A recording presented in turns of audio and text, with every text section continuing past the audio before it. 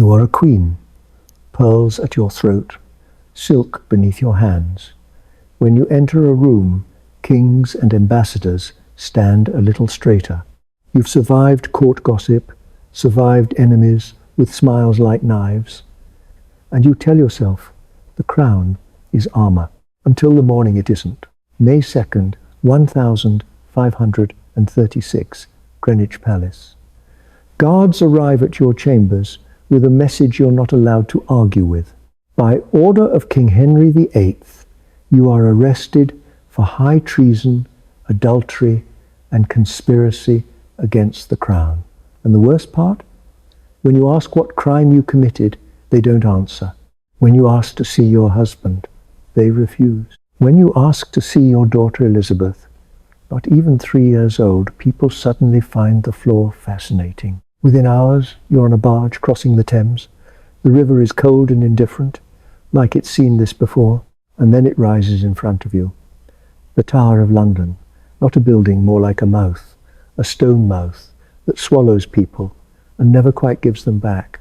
You've entered these gates before, in triumph, the night before your coronation. But today, you're brought through the Watergate, the one people call the Traitor's Gate, and you don't need anyone to explain what that name means. These are Anne Boleyn's final 19 days. Not the romance, not the legend. The reality inside those walls, the parts history textbooks soften, because the truth is too brutal to sit with for long. Because what happens next isn't just political, it's personal, it's psychological, and it's designed to break a woman in public while pretending it's law. Take a breath. Now, step inside with her. You step off the barge and your legs shake just enough to betray that you're human. The Lieutenant of the Tower, Sir William Kingston, greets you formally, too formally. Not cruel, but distant, like a man trying to keep his conscience quiet. You ask where you'll be kept. He says the same rooms you stayed in before your coronation. For one heartbeat, relief flares. Then reality follows. Those rooms can be locked from the outside. You are not a guest. You are a prisoner. The accusations come fast, like stones thrown in the dark. Adultery with 5 men, treason, incest with your own brother, George Boleyn, plotting to kill the king. It's so absurd you laugh, because surely someone, any rational person, will laugh with you. No one does.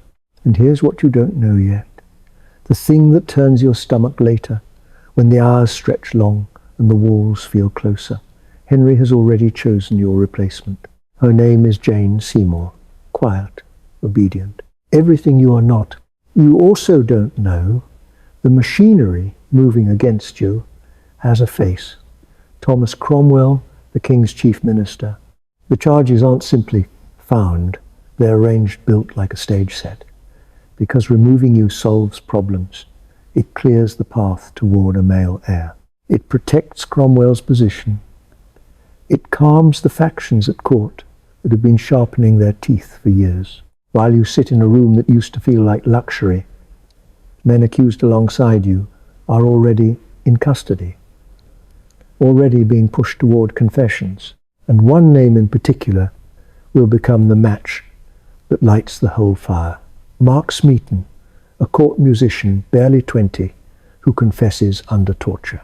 False confession or not, it's enough. Once one man breaks, everyone connected to him becomes guilty by association. 5 men, 5 death sentences, all to destroy one woman. And this is only your first night in the Tower. That first night, you don't sleep. You pace. Stone floors, high windows. The same walls that held you in luxury 3 years ago now hold you in captivity. You write letters that will never be sent. You pray to a God who suddenly feels very far away. The room smells of old smoke and damp stone, like it soaked up the fear of everyone who came before you. Outside, you hear the practical sounds of imprisonment, boots, keys, the shift of guards, locks turning small metal clicks that feel like a verdict being repeated. And then, somewhere in the distance, a prisoner screams. It's not dramatic, It's not cinematic. It's raw, human. And when the sound echoes off stone and fades, the silence afterwards is worse, because it tells you the tower has room for more screams. You touch your throat. You've joked about having a little neck before, like it's a flirtation, a harmless line. Now it lands inside you like prophecy. Every day they come. Cromwell's men, the king's counsellors, dark robes, parchment, ink. They sit across from you in Kingston's lodgings and ask the same questions in different shapes. Did you lie with Mark Smeaton? Did you betray the king with Henry Norris, William Brereton, Francis Weston? With your brother? You deny everything. You swear on your daughter's life. You remind them of your loyalty, your service to England, your devotion to the king. They write your words down. Their faces stay blank, because you can feel it, can't you? This isn't an investigation. It's a performance. The verdict was written before you ever stepped off that barge. And the most terrifying part is that they don't need to hit you. Not physically. The questioning itself is the weapon. They pull apart every conversation, every glance, every moment. You were alone with any man at court. A joke becomes treason. A compliment becomes seduction. A private conversation becomes a plot to kill the king. You are intelligent. You studied law, debated theology, spoke multiple languages. But intelligence can't protect you when the law is theatre. And the audience has already decided what they want to see. The trial records survive. Your responses, sharp, defiant, still exist in ink long after your voice was silenced. At one point you're asked whether you promised to marry Henry Norris after the king's death. You reply, I would rather lose my head. The irony is so brutal it almost feels scripted, except it's your life. And the punchline is a blade. Before you're tried, the men accused with you are tried first. And one by one, they're found guilty. One by one, sentenced to death. From your window, you watch workmen build what will become your future in wood and rope. Scaffolds rising in the tower courtyard, straw scattered beneath to catch blood, an executioner's block carried in as if it's just another piece of furniture. Then comes George Boleyn, your brother, tried separately. The evidence against him is even more absurd and all the more effective because of that. The charge isn't meant to be believable. It's meant to be disgusting. His own wife testifies against him. She claims he made inappropriate remarks about the king's sexual abilities. She claims you and George mocked Henry together in private. And apparently, that's enough. Kingston brings you news. He isn't cruel. He's dutiful. But dutiful men can still carry knives. He watches you carefully, recording what you say, your moments of calm, your moments of cracking. His letters survive too. He writes that sometimes you're composed, sometimes hysterical, that you laugh at strange moments, that you ask constantly about Elizabeth, what will happen to her? Because in a court that can erase a queen, a little girl is frighteningly easy to erase too. And then your day comes, May 15th, 1536. One day, one trial, your entire life reduced to a single performance. You are taken to the king's hall inside the tower.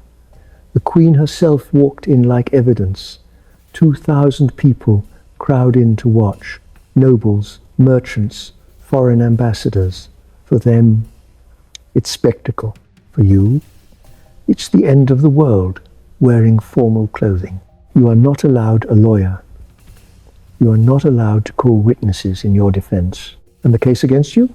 A tortured confession from Mark Smeaton, and courtiers repeating rumors as if they're facts. You speak for yourself.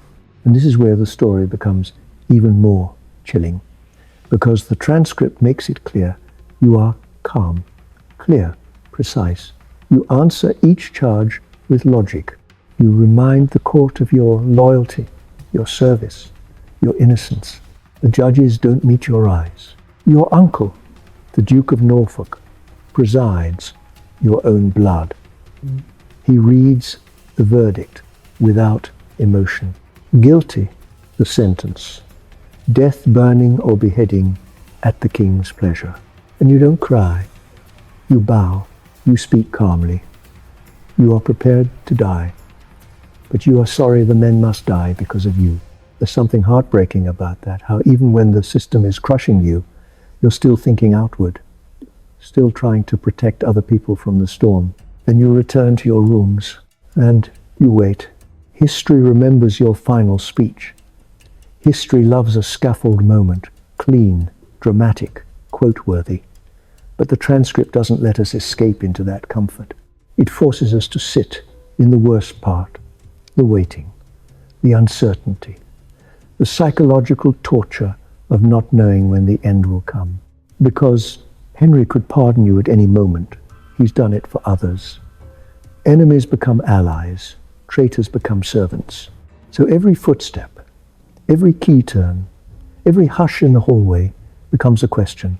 Is this mercy or the knife? You write to Henry.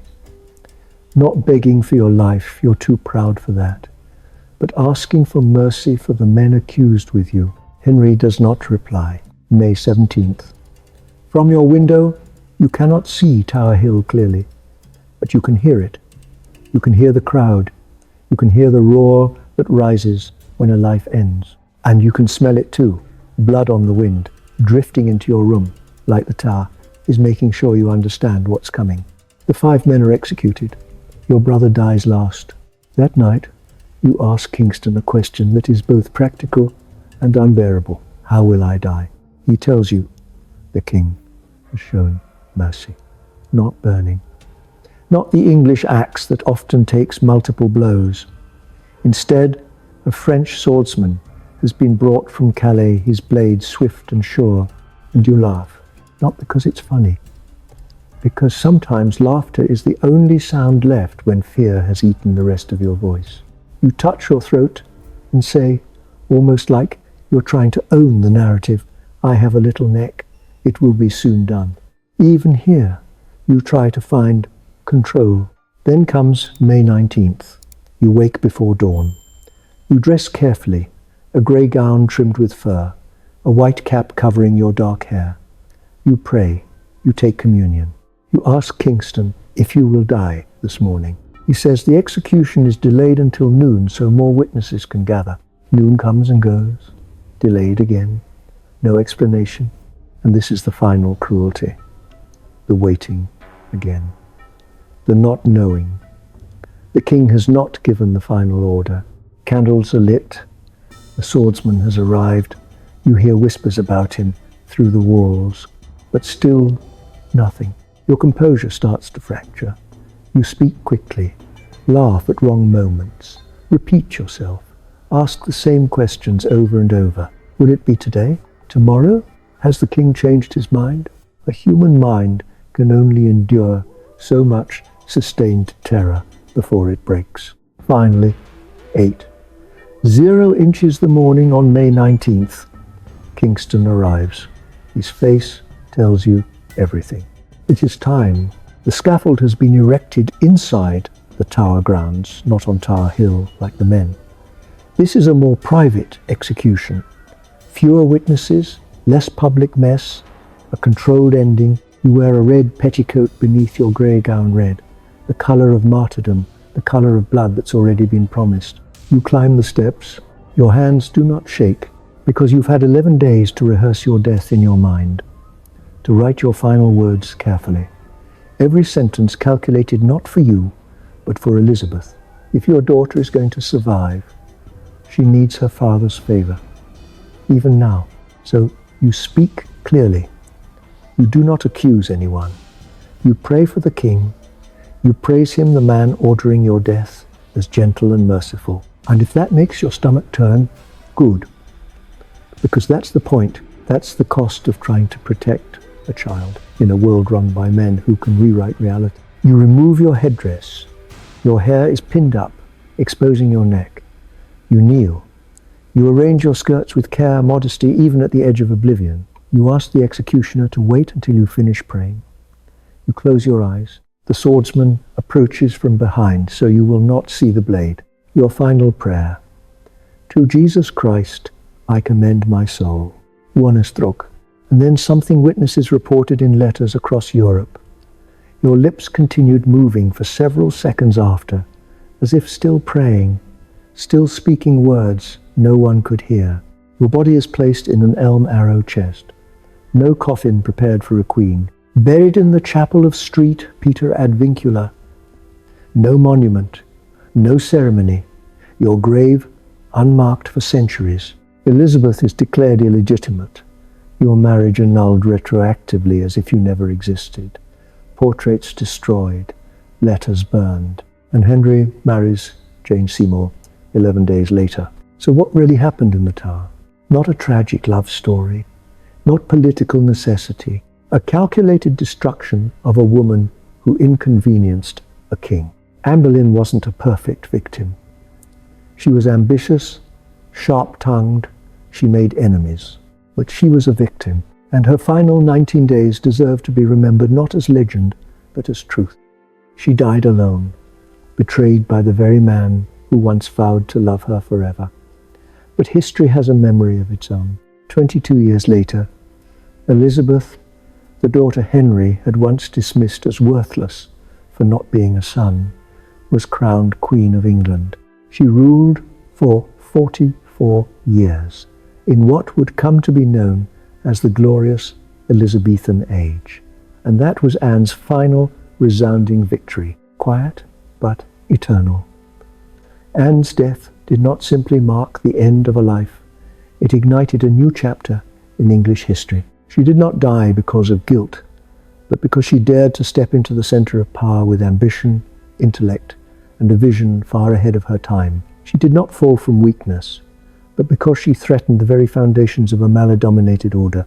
In a society where a woman's worth was measured by bloodline and fertility, Anne Boleyn shattered the mold. She became a voice, a choice, and ultimately a danger to the old world. And for that, she was ruthlessly erased. But what the powerful men of her time never anticipated was that Anne's true legacy would not lie in the crown she once wore, but in the resurrection that followed her death. The child once dismissed Elizabeth rose to the throne, not only to prove her own worth, but to reclaim the destiny that was violently stolen from her mother. Anne Boleyn may have been erased from the records by her enemies, but history does not belong to the victors. It belongs to those who carve their mark deep into the human soul. In the wind that sweeps across the Tower of London, where she once walked to her death, one might still hear a silent prayer, defiant, proud, and unbroken.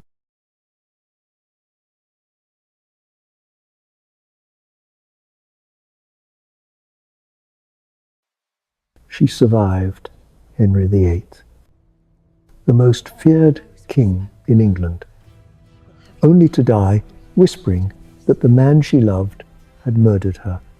The last queen of the Tudors believed she had finally escaped danger. She had outlived the tyrant. She had endured court intrigue, religious suspicion, and the constant threat of the bloc. After years of living carefully, calculating every word and movement, she thought the nightmare was over. September 1548, only days after giving birth.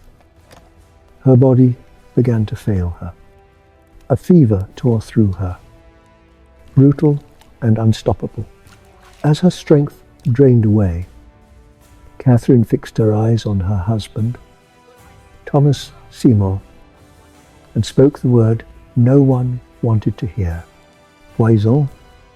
Within 7 months, Thomas Seymour would be executed for treason on Tower Hill. The coincidence is impossible to ignore. Was Catherine delirious?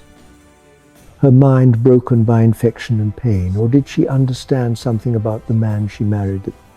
Katherine Parr had been Henry's wife for 4 exhausting years. She had nursed him as his body decayed, soothed his paranoia, and survived his rages. She had watched queens before her die or disappear. Survival had been her greatest achievement. Love had never been an option. Now Henry was gone, and within weeks, a familiar figure began appearing at her door after dark. Thomas Seymour, tall, handsome, charming, and fiercely ambitious. He was the younger brother of Edward Seymour, the new Lord Protector who ruled England in the name of the boy king, Edward VI. Thomas had wanted Catherine long before Henry noticed her. He had watched from the edges of court as the woman he desired became queen to his king. Now, with Henry barely cold in his tomb, Thomas returned. Catherine ordered the gates left unlocked at night. Servants whispered as shadows moved through the corridors. By May 1547, less than 4 months after Henry's death, they were married in secret. No royal permission, no announcement. Just a quiet ceremony that would have been treason while Henry lived. When the marriage became public in June, the court erupted.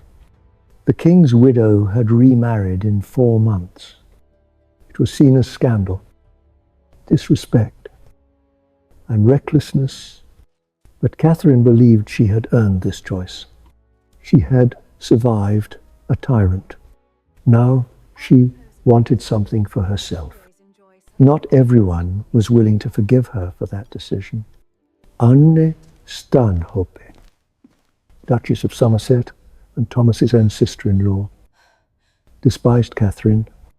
She convinced her husband, the Lord Protector, to strip Catherine of the jewels she had inherited as Queen Dowager. The most magnificent pieces were confiscated. It was petty revenge, but devastatingly effective. Overnight, Catherine's status collapsed. She was no longer the respected widow of a king. She became the woman who could not wait to remarry. Thomas, meanwhile, appeared unconcerned. He had gained Catherine's wealth, her connections, and her household, but he had not gained power. His title, Lord High Admiral, sounded impressive but carried no real authority. No seat on the Privy Council, no control over policy. His brother Edward held everything. Thomas did not accept that imbalance. He began plotting almost immediately, gathering allies, stockpiling weapons, poisoning the court against his brother. He smiled at Catherine across the dinner table while quietly preparing to destroy the world she thought she had escaped into. At first, Thomas seemed like everything Henry had not been. Younger, warm, charming. After years of fear, Catherine believed she had chosen light over darkness. But Thomas measured relationships in terms of power, not affection. Before Henry married Catherine, Thomas had already tested the possibility of marrying Princess Mary or Princess Elizabeth. Both plans failed. Now, Catherine had unknowingly given him access to something even more valuable than a crown. A household that included influence, reformist thinkers, and soon a teenage princess. Princess Elizabeth joined Catherine's household at Chelsea in 1547. Officially, it was an act of kindness. Catherine had been a loving stepmother and wanted to protect the girl. Elizabeth found safety, education, and warmth there. But under one roof, the balance shifted. Catherine saw a family. Thomas saw opportunity. Servants noticed doors opening too early, footsteps at odd hours, jokes that made the princess blush. What Catherine had hoped would be a sanctuary was becoming something far more dangerous. And by the time she understood that Thomas's attention toward Elizabeth was not harmless, it was already too late. At first, Katherine tried to make sense of what she was seeing by shrinking it down to something harmless. A few jokes, a few awkward moments, a man who did not know when to stop being playful, a girl who blushed because she was young and flattered and slightly frightened all at once. If she named it properly, she would have to act. And acting would mean admitting she had brought danger into the very home she promised would be safe. Thomas did not help her keep the illusion intact. He tested boundaries the way ambitious men test doors. Gently at first, then harder. Then, with the confidence of someone who believes rules are for other people, he slipped into Elizabeth's world too easily, too early in the morning, too casually in corridors, in a household full of servants. Privacy is never truly private. People noticed, and people talked. Elizabeth, brilliant, even at 14, must have felt the shift. This was not Henry VIII's court, where danger wore a crown and everyone knew the rules. This was a smaller house where danger wore a smile and pretended to be family. Thomas was her stepfather by marriage, yet close enough in age to charm her like a suitor. That confusion alone is a kind of trap. For a while, Katherine tried to fold herself into the playfulness, as if standing beside it could control it. But the more Thomas pushed, the more the laughter dried up. Then came the moment that snapped everything into focus. Katherine walked in and saw what she had been refusing to see. Too close, too intimate, not a yoke, not an accident. No woman should have to choose between the man she finally dared to love and the girl she swore to protect. Katherine chose protection. Elizabeth was sent away. Swiftly, finally, and the house Katherine had wanted to be her refuge became haunted by absence.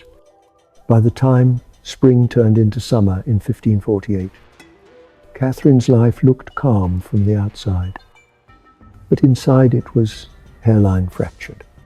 And then, quietly, a new possibility appeared. Missed days. Small changes her ladies noticed before she said it aloud. For the first time in her life, after 4 marriages and years of surviving other people's power, Katherine Parr was pregnant. In Tudor England, pregnancy is never just joy. It is risk wrapped in hope. Katherine was in her mid-30s, and she knew exactly what childbirth could do. She had watched Jane Seymour die after giving birth to Edward. She had seen joy turn into mourning in the space of days. Still, she chose to believe this child might be her reward for endurance. Letters went out to friends and stepdaughters. There was cautious happiness in her household again. The soft talk of linen, christenings, names. But pregnancy did not soften Thomas Seymour. If anything, it exposed him, as Katherine's body slowed and turned inward. Thomas's impatience sped up. He still burned with resentment toward his brother, the Lord Protector. He still hated the feeling of being given a title without real power.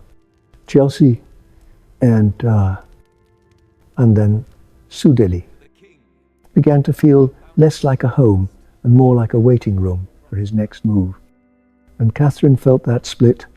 She was preparing for a child. He was preparing for an opportunity. After Elizabeth was sent away, the warmth between them did not return. What remained was brittle politeness.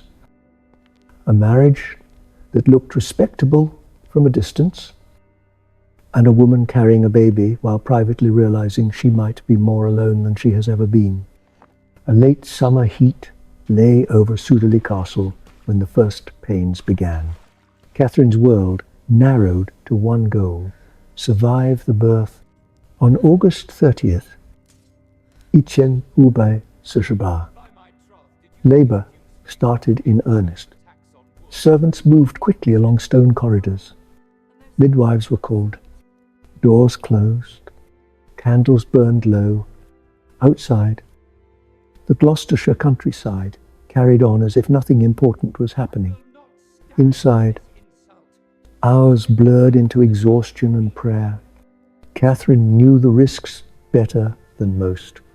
She had lived through plague, political plots, Henry's rages. But childbirth was a different kind of danger.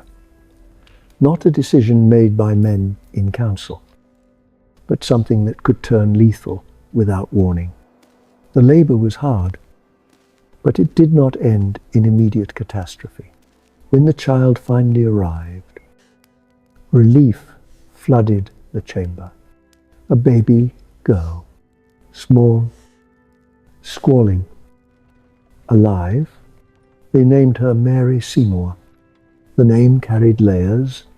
Perhaps it was a nod to Princess Mary, her stepdaughter.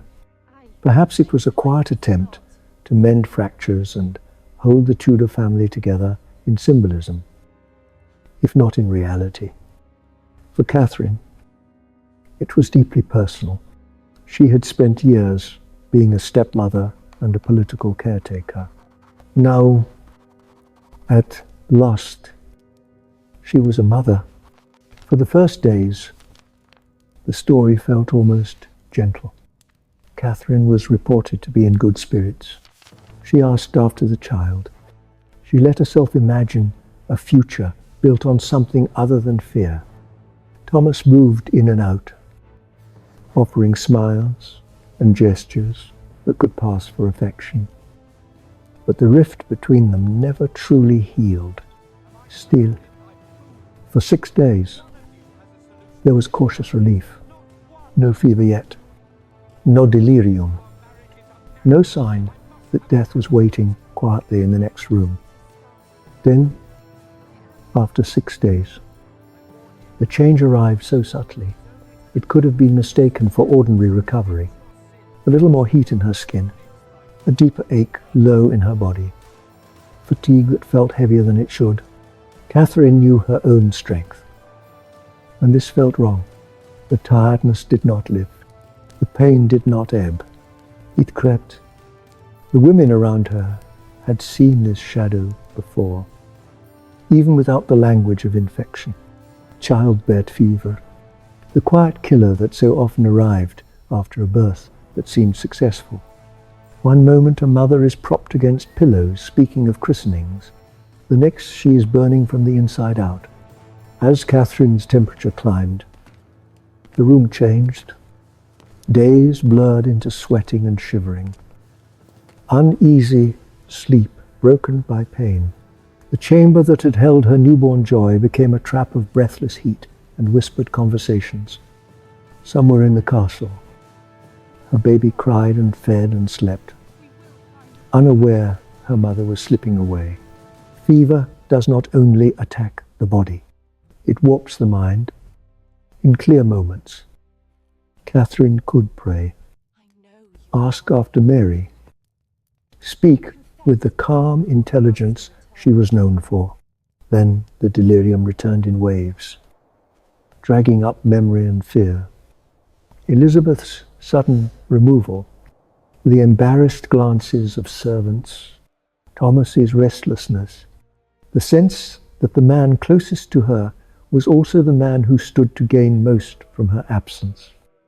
Elizabeth Tyrwhitt, Catherine's lady and friend, later remembered the way her mistress moved between prayer and accusation. One moment devout, the next wounded, words formed that cut deeper than any knife. Those I loved best have brought me to this. And then, as death edged closer, Catherine fixed her gaze on Thomas Seymour and voiced the unthinkable. Treason, murder, whether it was illness speaking or clarity breaking through it. The accusation landed like a stain that could not be washed away. After the words were spoken, the room fell into a quieter rhythm, not peaceful, exhausted. There was nothing left to argue. The women stayed close, offering water, adjusting pillows, murmuring prayers that became background noise to Catherine's laboured breathing. Thomas withdrew to the edges, whether from shame, calculation, or simply because there was no comfort he could offer that could undo what had been said. As night deepened on September 4th, Catherine's strength began to fail in earnest. The fever had burned through her for days. Now her body had no reserves left. Her pulse grew faint. Her breathing turned shallow and irregular. The pain eased slightly, not because she was healing, but because she was slipping beyond the point where her body could keep fighting. In the early hours of September 5th, 1548, sometime between 2 and 3 in the morning, Katherine Parr died. She had outlived Henry VIII by just over a year. She had survived the court's cruelty, religious suspicion, and the danger of being a queen. In the end, childbirth claimed her anyway, as it had claimed so many women whose names never reached a chronicle. And Thomas Seymour did not linger. Her body was prepared and sealed, held briefly while arrangements were made. On September 7th, she was buried in the chapel at Sudeley Castle. Full honours, a dignified ceremony, and as chief mourner stood Lady Jane Grey, only 11 years old, a child already being shaped by the ambitions of adults. Within 5 years, Jane would be executed too. Another girl swallowed by the same hungry machine. Catherine's grave marked an end. But history did not end there.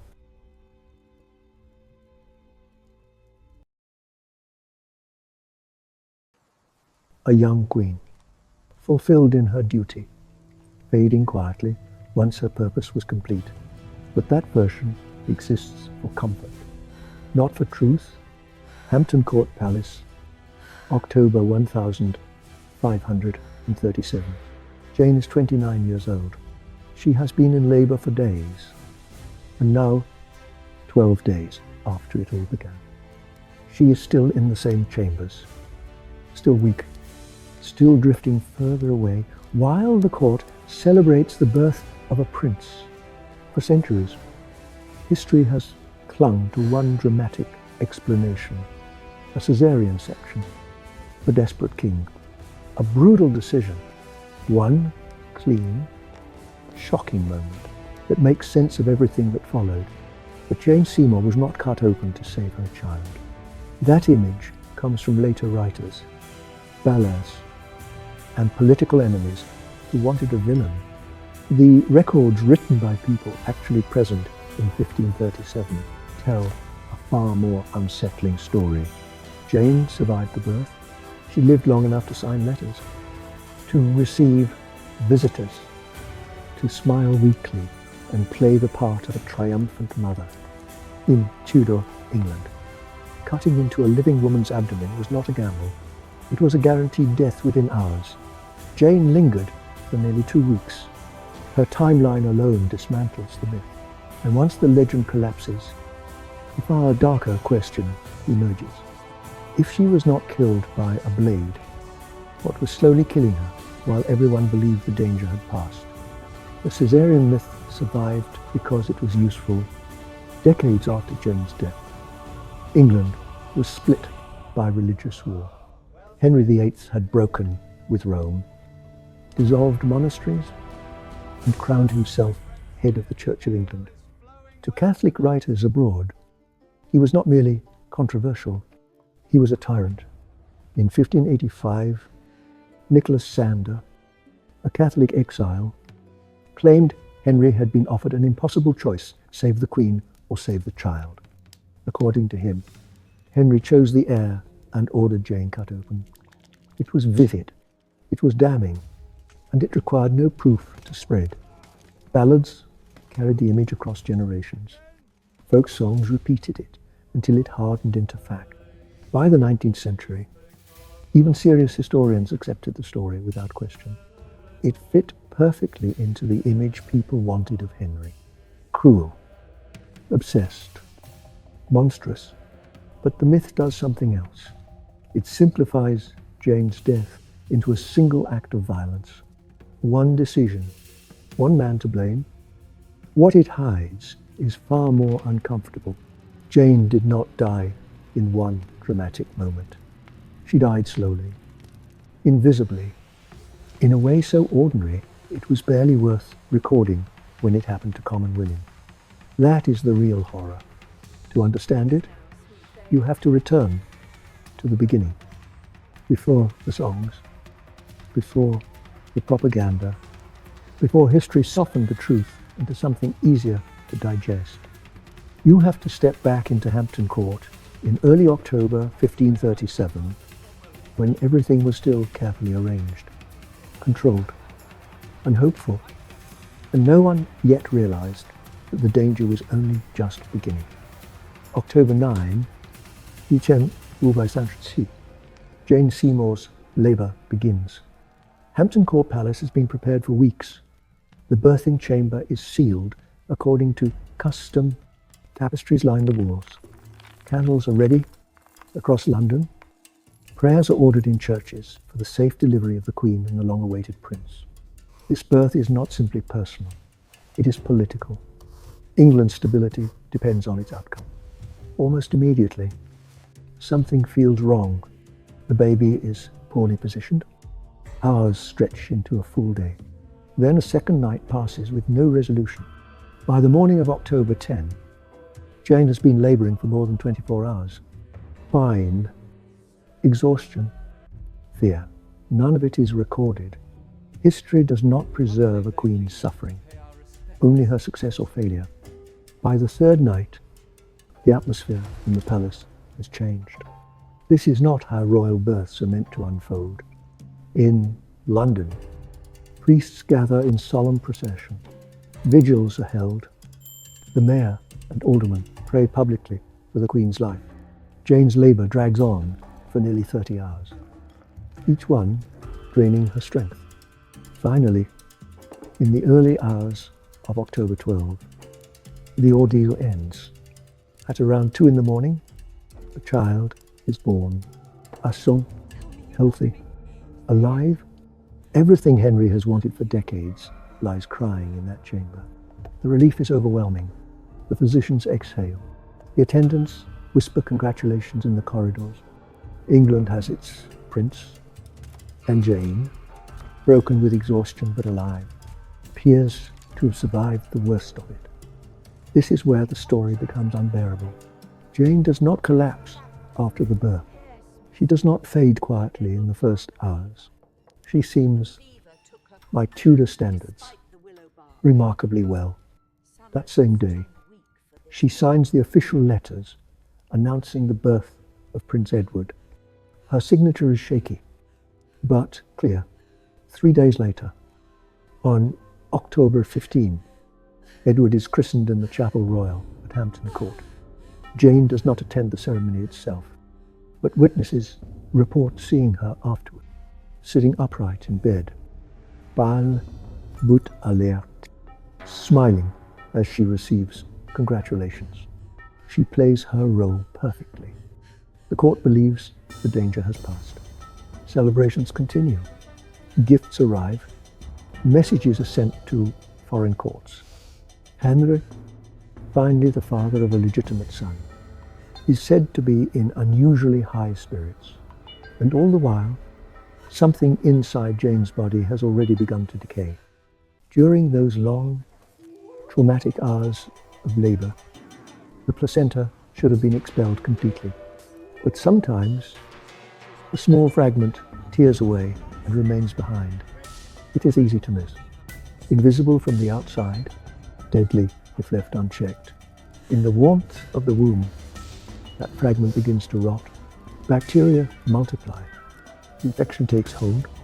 To us, the danger is obvious. To Tudor physicians, it is entirely unseen. They have no concept of germs, no framework for understanding sepsis.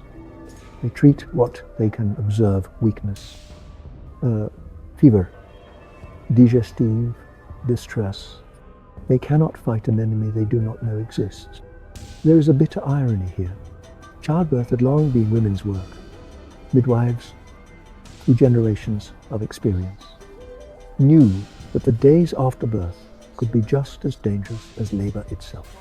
They recognized the warning signs of retained tissue. They knew how to intervene before infection took hold. But royal births followed different rules. A queen's delivery was considered too important, too symbolic, to be left to women.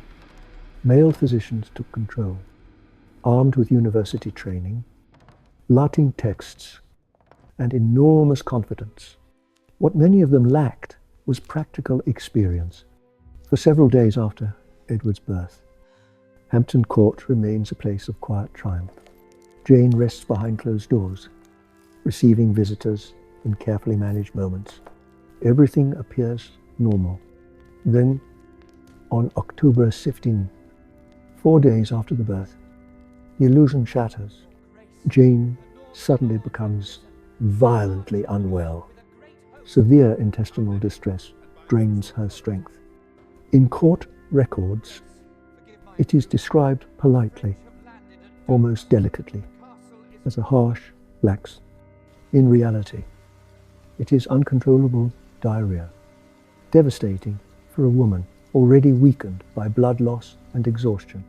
At first, the doctors reassure themselves digestive troubles after childbirth are not unheard of. Perhaps it is food. Perhaps her body is simply adjusting. They alter her diet. They administer tonics. For a few hours, the symptoms ease. Relief spreads quietly through the chamber. Then night falls, and Jane worsens dramatically. Her chaplain writes urgently to Thomas Cromwell. She has been very sick all night. Sick in a way that frightens everyone present. What they are witnessing is the infection spreading beyond the womb and into her bloodstream. The doctors do not understand this. They see only the surface. They treat the diarrhea. They try to control the fever. They wait for their remedies to work. By October 17, it is no longer possible to pretend Jane is improving. Her physicians report that she doth rather decay than amend. Worse, not better. That same day, the Bishop of Carlisle is summoned to her chamber to administer the last rites. It is the Church's quiet admission that medicine has failed. Severe infection rarely follows a straight path. It comes in waves. Fever spikes, then briefly breaks. Clarity returns for an hour, perhaps a day. Hope flares, only to collapse again. For those watching, these moments are cruel. They encourage denial. For Jane, they would have been torment. Moments lucid enough to ask after her son, to believe she might still recover. Then the heat returns. Her thoughts blur. Her body stops obeying her will. There is no dignity in this decline, no heroic sacrifice, just the slow dismantling of a young woman who has done everything expected of her. Between October 17 and October 24, time at Hampton Court becomes strangely suspended. Courtiers whisper. Servants move softly through corridors. Everyone understands what is at stake. Yet no one says it aloud. A prince has been born. The queen who secured him may not survive the week. Her illness is both a human tragedy and a political emergency. And those two truths sit uneasily side by side. By the evening of Tuesday, October 24, a rider is sent to summon the king. Henry has not spent every hour at Jane's bedside. Kings do not linger in sick rooms. They receive reports.